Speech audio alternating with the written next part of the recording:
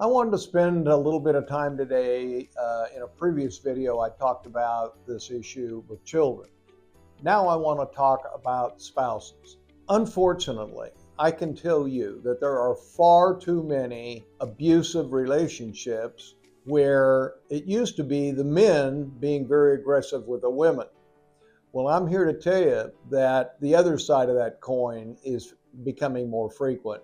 Women are becoming more violent towards husbands. So let's talk about that issue, what that person that's having that violence placed on them, what are their options, and then we'll talk about the consequences about that. So let's use the more historically correct one. You've got the abusive father or husband, and he's being physically engaging the wife. No woman deserves to be beat. Sometimes people might push someone gently, they thought, but they tripped over a shoe and fell on the ground. Is that spousal abuse? No, it probably isn't. It's probably poor judgment. But let's take it to the next step, that the husband has a history of hurting the wife, jacking her arm up behind her back, slapping her in the face, knocking her to the ground, bruising her, cutting her accidentally with a ring that he had on his hand. That kind of physical violence is unacceptable, and it has many legal consequences. So let's talk about what could a wife do that finds herself in that position. Well, you need to swallow your pride, and you need to share what's going on in your life with someone that you trust. Well, who might that be? I mean, it is embarrassing to say, hey, my husband's beating me. Or the black eye you wore to church and you said, oh, I just dropped and hit the chair. Well, no, it was a fist that stopped that. So the reality is you need to tell somebody.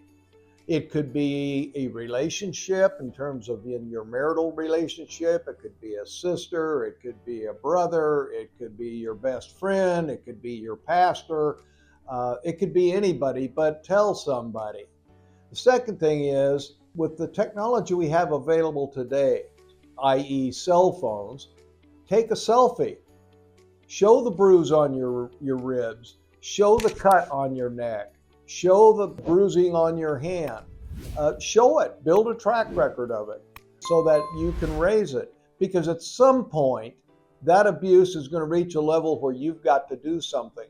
And just telling an officer, oh, this, and this, or telling a judge, oh, yeah, I had this, and this. Do you honestly think that husband's going to admit to that? No. So it's your word against his. So the reality is a picture is worth 1,000 words. So do that. But don't just build a diary of pictures of abuse for 5 years. You've either got to get him some counseling or you've got to get some support to protect you from engaging in any kind of behavior that could hurt you. But failure to take a position, failure to get some action in place, not punching him back, but get someone to help you stop it. If you don't take action, that's not going to sell well with the court either. Take the least action that it takes, hopefully to stop it. Then you don't have a problem.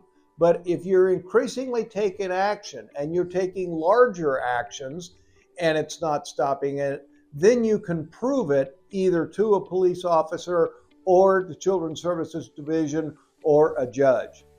So tell somebody about what's going on. I know it's embarrassing. I know it's difficult. But you've got to do it because now you've got a partner that can testify truthfully about what was going on in your life with your abusive husband or spouse.